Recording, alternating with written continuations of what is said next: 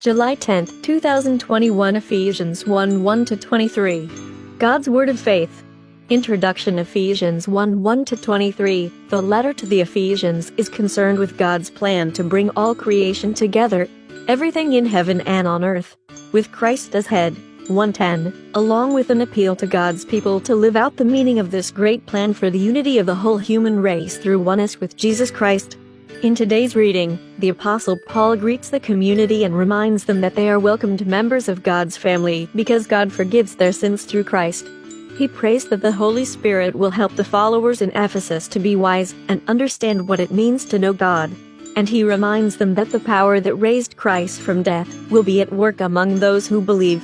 Today's scripture, Ephesians 1:13. You believed in Christ, and God put his stamp of ownership on you by giving you the Holy Spirit he had promised. Today's reading 1.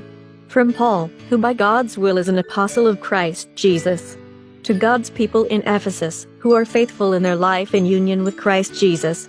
2. May God our Father and the Lord Jesus Christ give you grace and peace. Spiritual blessings in Christ.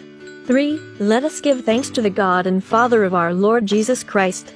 For in our union with Christ he has blessed us by giving us every spiritual blessing in the heavenly world. For, even before the world was made, God had already chosen us to be his through our union with Christ, so that we would be holy and without fault before him. Because of his love. 5. God had already decided that through Jesus Christ he would make us his children. This was his pleasure and purpose. 6. Let us praise God for his glorious grace, for the free gift he gave us in his dear Son. 7. For by the blood of Christ we are set free, that is, our sins are forgiven. How great is the grace of God. 8. Which he gave to us in such large measure.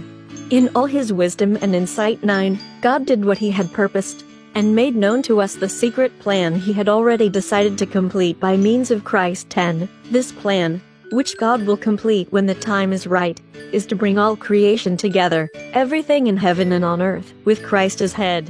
11. All things are done according to God's plan and decision, and God chose us to be his own people in union with Christ because of his own purpose, based on what he had decided from the very beginning. 12. Let us, then, who were the first to hope in Christ, praise God's glory. 13. And you also became God's people when you heard the true message, the good news that brought you salvation.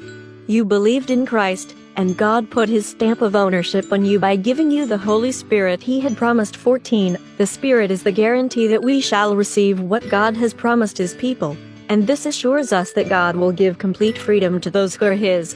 Let us praise his glory. Paul's prayer. 15. For this reason, ever since I heard of your faith in the Lord Jesus and your love for all of God's people. 16. I have not stopped giving thanks to God for you.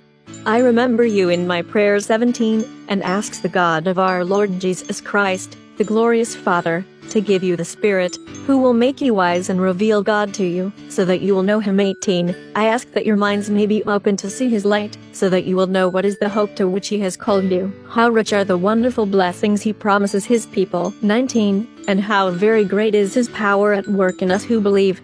This power working in us is the same as the mighty strength. 20. Which he used when he raised Christ from death and seated him at his right side in the heavenly world. 21. Christ rules there above all heavenly rulers, authorities, powers, and lords. He has a title superior to all titles of authority in this world and in the next. 22.